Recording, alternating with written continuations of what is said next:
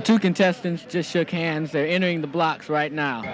Navies on the far lane, Eichorn having the inside. I like the sprint very much. That's why I did it, partly because I like the sprint. I really like the sprint.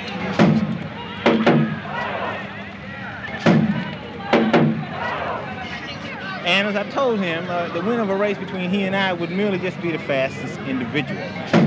However, I refuse to accept the race on the premise that this would prove which race was fastest, but I will accept it on the premise that I am faster as an individual than Mr. Eichorn. And this race will prove just that. Yeah, everybody sit down. That's good. They're in the starting blocks. Just setting, resting.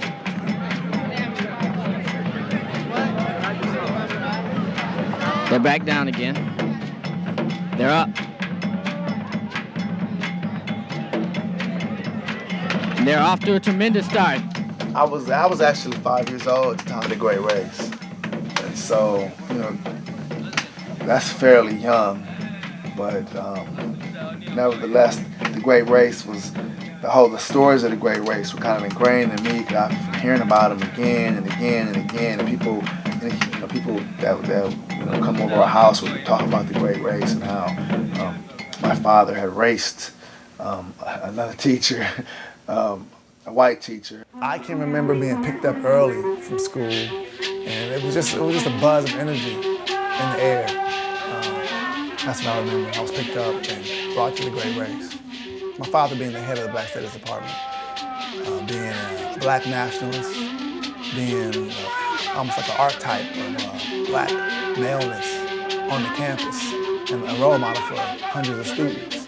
That's a lot of pressure. So, there was no way that he was going to lose the race in public. No way. This race is a 220-yard event prompted by a challenge to Richard Navies, coordinator of the Black Studies program for the Berkeley Unified School District, from a constitutional law teacher, David Eichorn. Sure, of course I was going to win. Shit, I don't win for nothing. It's really a race between he and I. It should have no implications in terms of which race is fastest. All right, we'll be talking with a few spectators of the race for a couple of minutes, and I'll come back and tell you more about this event. Good afternoon, ma'am. I'm Roger Golfin. I'm interviewing a couple of people. You're here as a spectator of the great race, right? No, you're here for the race. Okay, what's your name? Do you My mind? name is Mrs. Smith. Mrs. Smith. Do you have any children attending Berkeley High School? My daughter here. She's a junior, Phyllis Smith. How'd you become aware about this race? I'm sort of familiar with Black Studies Department, and I also heard that the race would be today, and I think what they're doing now is to raise money. Is that right? For the UJAMAA and for the jacket? Is that the proceeds? Well, that was, at first, the winner of the race would have taken the money, but we've decided not to charge any entry fee. So it is free. Right. I was wondering, did you read the jacket article? Yeah, I read the article. What did you think of Mr. Eichorn's challenge? Well, at first I thought it was from a prejudiced viewpoint, and then I decided that I would just come and just be an observer, and just check it out for myself today. Well, what did you think of Mr. Navies' reply? Well, I thought it was a very good one, and I don't want to seem biased, but it seemed as if that he's in good shape. All I remember is that there was not any doubt in the household that he would be victorious. There was no doubt. We all just assumed that he would win.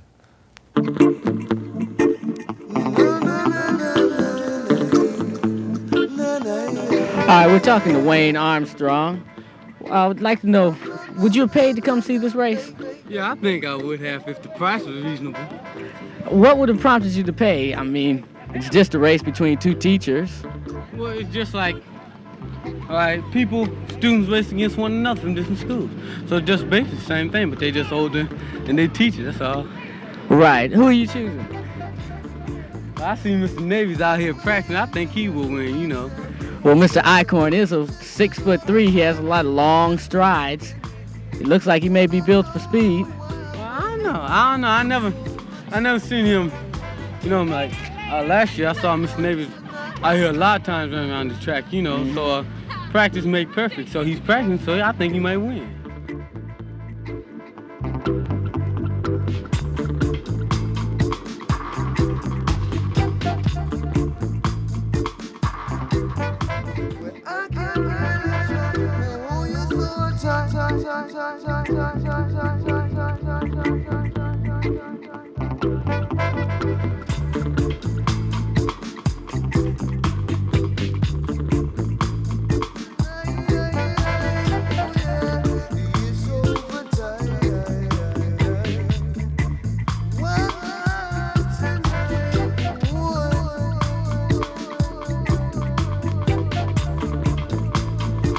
It all began with an article published in the UJAMAA, the Black student newspaper. This article had been written by one of the Black students, and it was based on the question, are Black athletes faster than white athletes? The article didn't really say that Black athletes were faster, but it implied that they were. Apparently, this article offended Mr. Eichorn, and people associated everything with the UJAMAA with my father. They assumed that students were writing what they were being taught in Black studies classes. So that's how the challenge began, based upon this article.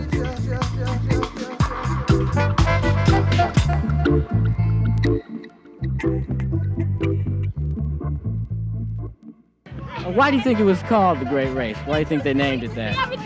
I don't know nothing about it. I'm just here because they said somebody's supposed to be racing. You don't know who the contestants are?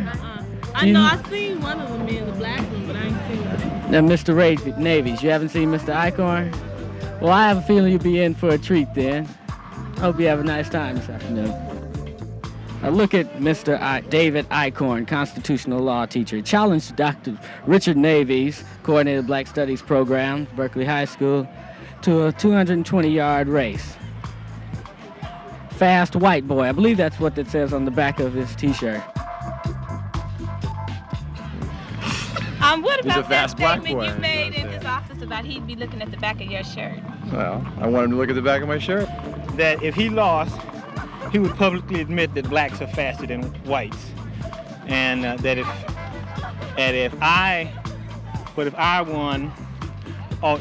I lost, I would say that there was one fast motherfucking whitey at Berkeley High. That's what he said. Those were his words.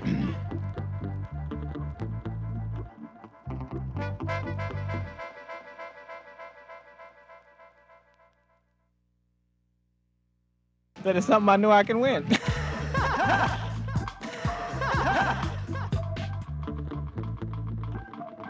The Berkeley High Black Studies Department was established in 1969. You have to remember, we just had seen the assassination of Dr. King and Kennedy, and there was a tremendous upswell of activism across the country. And students in cities all around the country, not just Berkeley, black students began to demand access to more information about their culture. And in Berkeley, that happened. You had a groundswell of support in the community. So my father actually, he heard the call from Detroit, Michigan, and came to Berkeley when he heard the call from the community that they needed someone to head the department, to lead the department. So Pops answered the call. In '76, the department was only around 7 or 8 years old. And so there was a big argument. It was kind of like the birth of, you should say, Afrocentric thinking in a sense. And so we had to it was a corrective thing going on where you had doctors and professors of history who were starting to challenge the European-dominated view of history. The history of our people is a history that's longer than the history of any other people of the world. The experiences of our people are experiences that are wider than the experiences of any other people of the world. And the struggles of our people are deeper and more profound than the struggles of any other people of the world. We have brought together Hakeem Madhubuti, John Henry Clark, Yusuf bin Yohanan, Elizabeth Sebeko of South Africa, and Francis Cress Welsing for very particular reasons. They are all people who are groundbreakers. They are all people who know the importance of struggle. They are all people who are long-distance runners, no sprinters among them. All right, we see Henry Dorsey down here. Henry Dorsey's name is in the record books. When he was in high school, he was a very fast, one of the top class sprinters in the East Bay. I believe he still may hold a few records. See if we can get an interview with him. Did I come up and do the thing the way they do it on TV? Let me say a few words. I'm very happy to be here today. I think this is bringing back some memories which I think of with pain and pleasure at the same time. I'm content to watch this event today and see that men perform in the best of their ability and see if, in fact, they can live up to their expectations and what they've said. Mr. Dorsey, do you think there were any racial overtones concerning this race? I think there are a few stereotypes working, and perhaps that will be shown today. We're not going to make any predictions, but it should be an interesting contest. So you believe that it'll be a tight race? Well, I think it should be an interesting race. Okay, thank you, Mr. Dorsey. Mr. Navies, I'd like to ask you, what did you think of Mr. Eichorn's challenge? Well, like I said in the paper, I thought it was irrelevant in terms of which race can run the fastest. Because that's a question that I don't even spend my time debating. What's important to me is from which culture came the tenets of civilization. And if we debated that, it would come out that it was Africa and not Europe. Now that's an important question. And as I told him, the winner of a race between he and I would merely just be the fastest individual. However, I refuse to accept the race on the premise that this would prove which race was fastest, but I will accept it on the premise that I am faster as an individual than Mr. Eichorn.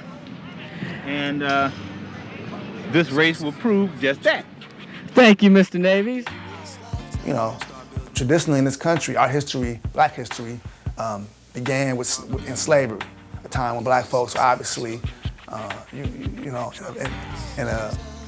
where we were enslaved, you know, and so what my father did and others like him during that time, they sought to go back to our African past and use our African past as a source of pride, you know, teaching students that, you know, we weren't just slaves in this country, but we have a history that extends way beyond America. In fact, it extends way beyond the classic civilizations of Europe, Greece, Rome, that are often celebrated. 2900 BC. Monumental architecture advanced. Egypt's roots go back 10,000 years or more. Between 2500 and 2700 BC, a language evolved, expressed in hieroglyphs. 1500 BC, the humiliation of foreign rule shattered Egypt's secure isolation. 300 BC, Greek, Alexander. I introduce Haki Madhubuti.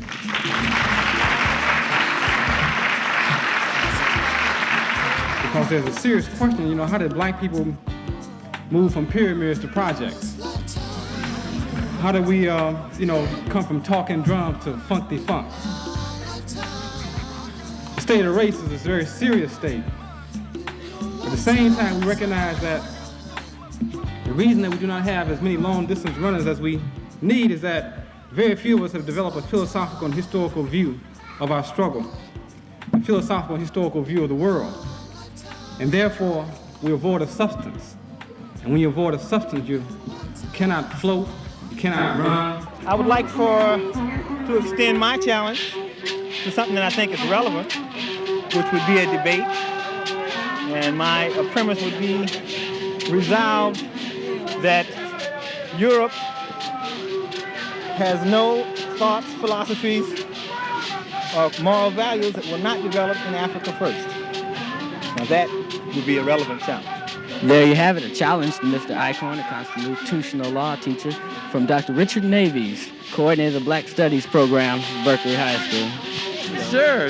You got to have a little bit of, I mean, that's how Muhammad Ali partly gets over. He's got the ability, but he also has a lot of showmanship.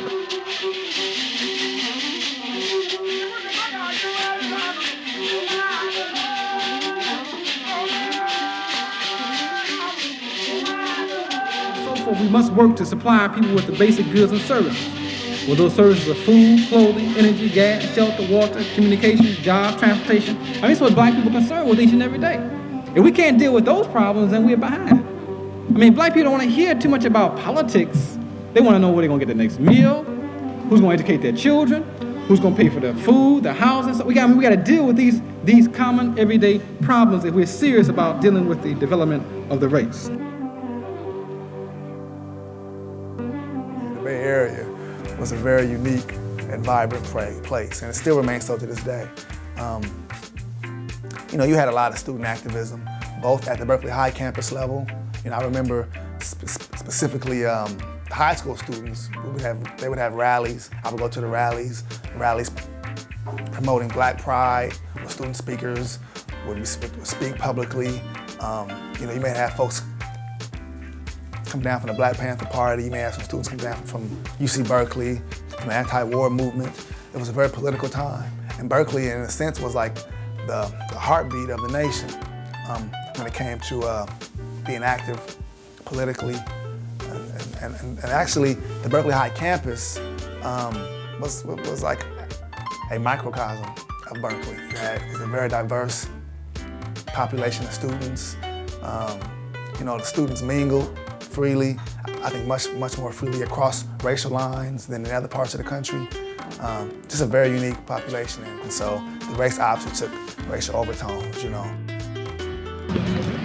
I just hope people take it in the proper context that it was. It's really a race between he and I. It should have no implications in terms of which race is fastest. I said that in my acceptance, and people seem to disregard that. They just accepted it on its basic premise that it was a race between the black and the white race, which is the one that I did not accept it upon. And I hope that we'll be sure to say that that's what you said. And I hope that the campus recognizes thing having nothing to do with it. Right. I hope he wants to consider it whatever he wants. Yeah. That's his business. But the way you look at it is. And I hope students on the campus understand. Well, the Berkeley High Black Studies Department was very unique in its inception and how it was ran and how it actually delivered information to the students. I know, for example, the courses offered were Black Gold, Black Soul, Black Dynamite, which was a class that dealt with Black identity and Black consciousness. We had Swahili, we had Afro-Haitian dance, Black history, Black journalism, Black theater. So, students at a high school level, had the opportunity to intensely study their culture, and it really had a great impact on their success in other classrooms. It had an impact on if they went to college, if they finished high school, had an impact on the way they related to each other. Dedication to our Berkeley students who are Black, Asian, Chicano, Native American, and Caucasian. To you, we must give our very best in order that you, unlike us, may not have the bitter experiences of racism that we have endured. May you learn to live together as people of goodwill who have love and concern for one another. We had Swahili.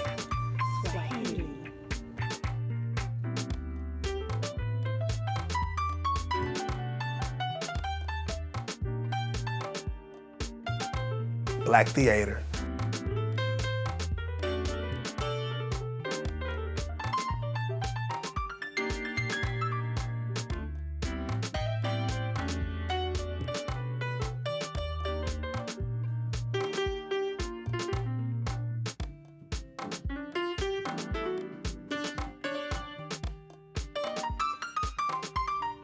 Black Gold, Black Soul, Black Black Gold, Black Soul, Black Dynamite, which was a class that dealt with Black identity and Black consciousness.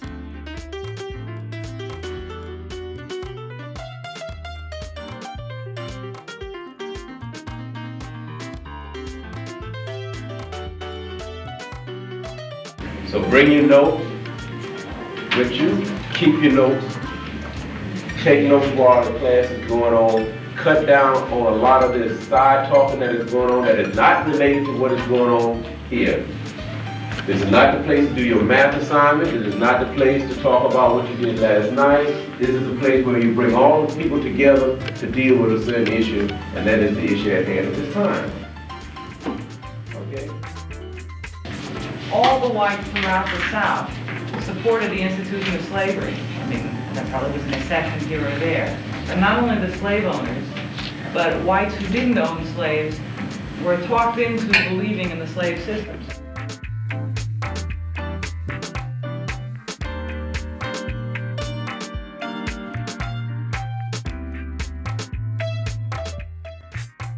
How many wars must be fought to realize that freedom can and will never be bought? Spilled oil running, mixing with blood, in the name of liberation, in the name of democracy. Your blood is thin and cold. The earliest known human skull was located in the Olduvai Gorge in Tanzania. The discovery was made by Dr. L.S.B. Leakey in 1959, and his findings indicate about 2 million years ago. Children see their people die, see their parents die.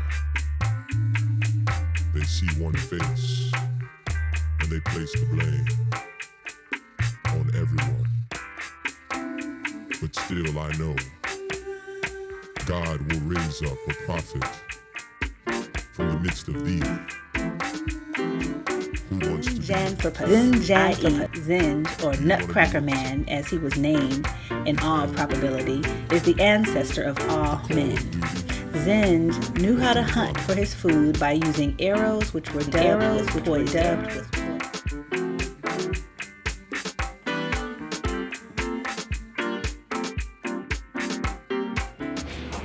This deals with people who are moving up. So as you get to these institutions, we ask that you guard against becoming rigid. Don't become plastic, like some of the people, become. They get education, get a little job, make a couple of $1,000s a year, and they can't do nothing else but do that job and go to sleep. They become rigid. They can't say I love you. Can't, say what's happening, baby. They just can't do that. It's time for us to go. This will be the last clue. It could happen to us. What's going to happen to us when we become nauseated from eating treated watermelon? What will happen, brother, if they make Cadillacs to commit suicide within 90 days after being driven off the showroom floor? How about if that $200 down, 45 years to pay unearthquake-proof house starts an earthquake of its own? What if the beef patties you eat turn out to be white patties shit? What if they produce gas-eating pigs and niggas find themselves eating see-through chitlins? Now that could cause a revolution in the genocide industry. What will happen if we continue to eat radioactive vegetables and GE starts manufacturing black lights that need no electric current? Now trip off that. What's going to happen if wars produce microwave ovens that find their own food? Black Jews. What if instant freeze-dried coffee freezes you, nigga, and then bombers become reclassified as black meat packers? What if that cable on cable TV turns into a giant poison snake and bites you in your late movie watching ass? This and more can happen, black folks, if we don't make this happen, manufactured and distributed by black folks for black folks. Now it could happen. I want to say that the course don't sell down at your African Studies office for $1. Anywhere else it's $1.50. Right on. It took some struggles on the part of my father and his staff to counter that, I guess, initial impression that something black was less than. Had to twist it and make something black that was, that was if not more than, then at least it was equal to.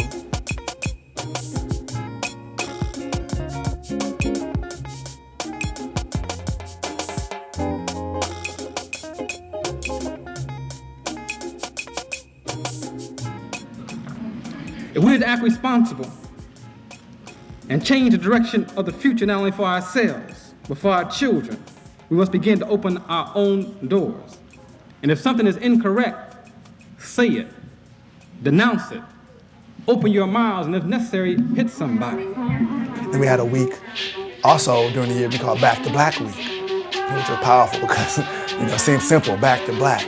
when we think about it, you know, what is he trying to say? He's trying to say, let's get back to black. Let's get back to black pride. Let's discover what it means to be black. Let's make a new definition of blackness. If you remember, this again, black was not a positive thing.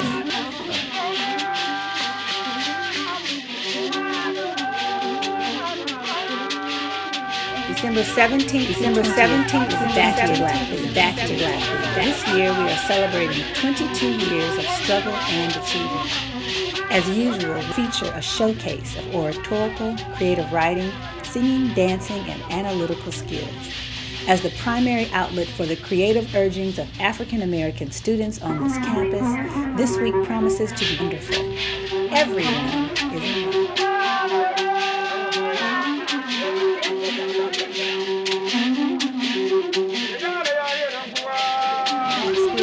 We urge attendance of the oratorical presentations as well as the entertainment-oriented segments.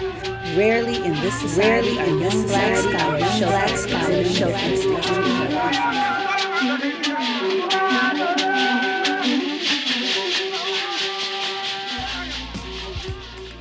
So the loser will prepare and serve breakfast for the second period class of the winner? Right. Well, the second, does that mean they'll eat in the classes? Yeah. Is that unusual, or is that something that they'd be doing anyway? It's a little unusual because you're not supposed to eat in school. There was a wager involved in this contest. He accepted the race, not with the basic premise that Eichorn had proposed as far as one race being faster than the other. But he said, well, let's just take it down to another level. Since it's really, in the grand scheme of things, it's between me and you, let's have it be based on, if I beat you, then you have to make my class breakfast, and vice versa. What do you think of Eichorn as a teacher? He's a real good teacher. He's a good guy. He's one of the good guys, not one of the bad guys, like these other teachers around here. Oh. Anything? He's one of the good guys. One of the good guys. What do you think about Mr. Navies? He's one of the good guys too. He's one of the black men around here who will help you a lot. What about Mr. Navies? Is he a pretty fair runner? Navies is bad. Who had you chosen before the race was started? May I ask you that? Navies. I went with the fastest white guy.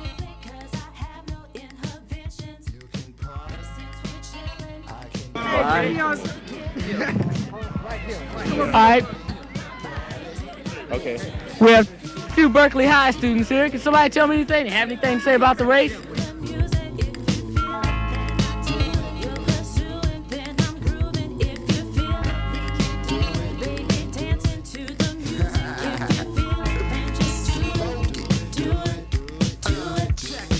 The Great Race, some say, was a simple challenge between two high school teachers.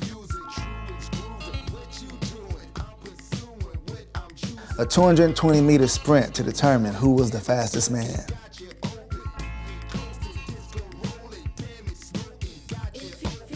However, to much of the student body on Berkeley High's campus, it was much more. To not have knowledge of ourselves is, in the final analysis, not to be in control of ourselves. And true commitment comes about because of a love and a desire to see and be a part of the continuation of life. If we do not fight for black people, by definition, we fight against black people. If we're not for ourselves, who is for us? Many of these Black Studies programs were dismantled because of lack of support, funding, or leadership. One department stayed the course and still survives to this day, when all the others have collapsed.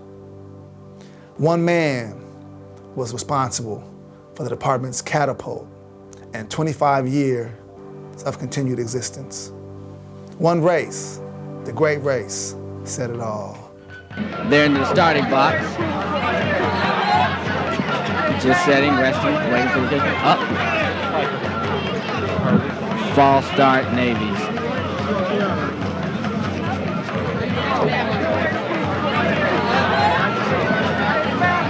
They're back down again. They're up.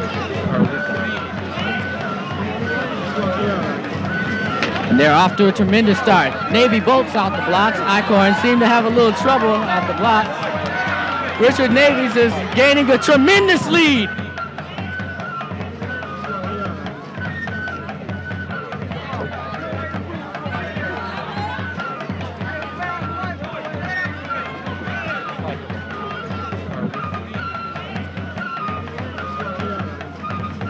He's gaining a tremendous lead. He's into the stretch.